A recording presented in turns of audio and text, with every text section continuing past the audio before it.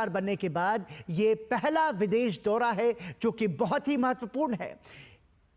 Italy के Apulia शहर में G7 शिखर सम्मेलन में शिरकत करने के लिए प्रधानमंत्री नरेंद्र मोदी इटली पहुंचे हैं और वहां पर प्रधानमंत्री का इटली के ब्रिंडीसी एयरपोर्ट पर स्वागत किया गया और प्रधानमंत्री नरेंद्र मोदी का ये एक दिवसीय दौरा है। इस दौरान प्रधानमंत्री नरेंद्र मोदी कई द्विपक्षीय मुलाकात भी करेंगे। G7 सदस्य देशों के राष्ट्र प्रमुखों के साथ भी प्रधानमंत्री नरेंद्र मोदी की मुलाकात होगी। तीसरी बार प्रधानमंत्री बनने के बाद यह प्रधानमंत्री का पहला विदेश दौरा है। ये तस्वीरें आप देख रहे हैं, प्रधानमंत्री नरेंद्र मोदी इटली के ब्रिंडीसी एयरपोर्ट पहुंच चुके हैं जहां पर उनका स्वागत किया गया। हमारे साथ हमारे सहयोगी अरुण शर्मा मौजूद हैं। अरुण, प्रधानमंत्री इटली पहुंच चुके हैं, G7 शिखर सम्मेलन में शिरकत करेंगे। किस तरीके के कार्यक्रम होंगे और कितना महत्वपूर्ण है भारत के लिहाज से ये प्रधानमंत्री का दौरा? पराक्रम, देखिए आपने सही बताया कि मोदी 3.0 के अंदर प्राइम मिनिस्टर मोदी की पहली फॉरेन विजिट है जिसमें कि पावरफुल जो ग्रुपिंग है G7 की, इसमें प्राइम मिनिस्टर शिरकत करने जा रहे हैं। लेकिन ये 5th कंसेक्यूटिव टाइम है जब पीएम मोदी इस पावरफुल ग्रुपिंग यानी कि G7 के अंदर शिरकत करेंगे। सबसे इम्पोर्टेंट आप इसको इस तरह से समझ सकते हैं कि जो 14 तारीख का जो दिन है वो 2 पार्ट में डिवाइड करके देख सकते हैं। सबसे पहला मल्टीपल बायलैटरल्स शेड्यूल रहेंगी क्योंकि हम जानते हैं कि G7 लीडर्स हैं और इसके साइडलाइंस में कई सारी बायलैटरल्स एक्सपेक्टेड है। जो इटालियन लीडरशिप है इसके साथ भी बायलैटरल शेड्यूल्ड है। दूसरा इंपॉर्टेंट पॉइंट ये है कि जो G7 का जो आउटरीच सेशन है प्राइम मिनिस्टर मोदी के, उसमें इंटरवेंशंस होंगे, उसमें प्राइम मिनिस्टर मोदी का क्या विजन रहता है 2 इंपॉर्टेंट चीज़ों को लेकर के। नंबर 1 आर्टिफिशियल इंटेलिजेंस और एनर्जी एक होलिस्टिक व्यू में, यानी कि green infrastructure, green capacities, green energy को कैसे बढ़ावा दिया जा सके, इस बात पर फोकस। और सेकंड इंपॉर्टेंटली जो अफ्रीका और मेडिटेरियन है इस मुद्दे पर लेकर के, इस बात को हम जानते हैं कि G20 में जो भारत की लीडरशिप में हुआ था उसके अंदर अफ्रीकन यूनियन वो किस तरह से G20 का जैसे मेंबर बनता हुआ दिखाई दिया, तो भारत की एक स्ट्रॉन्ग लीडरशिप को दिखाता है।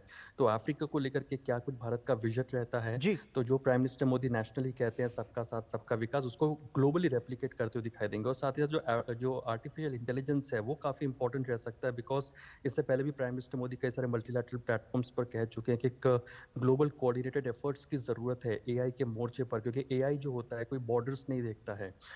तो एआई के लिए कैसे हम एक कोऑर्डिनेटेड एफर्ट्स बना सकते हैं, तमाम डेवलप्ड इकोनॉमीज और डेवलपिंग इकोनॉमी कैसे एक साथ आ सकती हैं, और टेक्नोलॉजी कैसे डेमोक्रेटाइज हो सके, यानी कि केवल डेवलप्ड कंट्रीज के पास ही टेक्नोलॉजी ना रहे, वो developing countries, under developed countries के पास भी पहुंचे, इस बात पर फोकस रहता हुआ दिखाई देता है। तो जाहिर सी बात है कि पीएम मोदी का विजन क्या रहता है इस G7 के आउटरीच सेशन के अंदर काफ़ी इंपॉर्टेंट हो जाता है, बिकॉज वर्ल्ड लीडर्स की भी निगाहें होंगी कि आखिर जो डेवलपिंग इकोनॉमी है भारत, जो कि एक लार्जेस्ट डेमोक्रेसी जिसे हम कहते हैं, उसका क्या कुछ विजन है इन तमाम मुद्दों को लेकर के।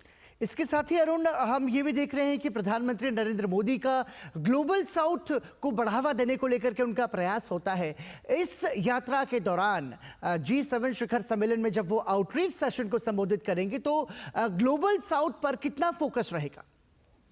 बहुत ज़्यादा आप कह सकते हैं कि प्राइम मिनिस्टर मोदी एक तरह से ग्लोबल साउथ के एम्बेसडर बनकर के इस G7 समिट के अंदर शिरकत करेंगे, क्योंकि अब जानते हैं कि पहली बार ऐसा हुआ था, जब आपको याद होगा कि G20 समिट का भी आयोजन हुआ था जी। उससे पहले प्राइम मिनिस्टर मोदी ने ग्लोबल साउथ के तमाम लीडर्स के साथ में बातचीत की थी कि आखिर उनका क्या एजेंडा है, वो क्या चाहते हैं कि G20 में रखा जाए, जब G20 भारत की अध्यक्षता में हुआ था। अब प्राइमरीली G7 एक पावरफुल ग्रुपिंग है, कई सारे जो मुद्दे हैं, जैसे क्लाइमेट चेंज का एक इंपॉर्टेंट मुद्दा है, फूड सिक्योरिटी का एक इम्पॉर्टेंट मुद्दा है, यूरिया एक इम्पॉर्टेंट मुद्दा है, टेक्नोलॉजी का डेमोक्रेटाइजेशन कई मुद्दे हैं। ये तमाम मुद्दे किस तरह से इस डेवलप्ड इकोनॉमीज की जो ग्रुपिंग है इसके अंदर के लाया जा सके, जो पॉलिसीज बनाई जाएं, फाइनेंसिंग की जाए, इंसेंटिवाइजेशन जो किया जाता है, उसमें किस तरह से जो ये अंडर डेवलप्ड इकोनॉमीज हैं, जो ग्लोबल साउथ है, इस पर कैसे फोकस रखा जा सके, तो ये प्राइम मिनिस्टर मोदी अपना विजन इस जो आउटरीच सेशन है उसमें रखते हुए दिखाई दे सकते हैं। अरुण, हम ये देख रहे हैं कि G7 जो समूह देश है वो एक तरीके से दुनिया की 7 बड़ी अर्थव्यवस्थाओं वाले देशों का समूह है। ऐसे में भारत की सहभागिता वैश्विक मंच पर क्या संदेश देती है? देखिए, भारत की लीडरशिप कई सारे स्ट्रॉन्ग मैसेजेस देती है। नंबर 1 ये देती है कि कैसे हम लोग जो प्राइम मिनिस्टर मोदी कहते हैं सबका साथ सबका विकास, तो कैसे वो ग्लोबली इन मल्टीलैटरल प्लेटफ़ॉर्म्स पर भी रेप्लिकेट होते हुए दिखाई दे सके। जी। क्योंकि अमूमन होता ये है कि ऐसे बड़े प्लेटफ़ॉर्म्स पर जो कि डेवलप्ड इकोनॉमीज़ की जो ग्रुपिंग होती है, वहाँ जो छोटे देश होते हैं, अंडर डेवलप्ड कंट्रीज़ होती हैं, आइलैंड नेशंस होते हैं, ग्लोबल साउथ है प्राइमरीली, उनकी आवाज़ दब जाती है, आती नहीं है। तो प्राइम मिनिस्टर मोदी ज़ाहिर-सी बात है इस बड़े मंच के ऊपर जो आउटरीच सेशन होगा इन बातों को रखते हुए दिखाई देंगे।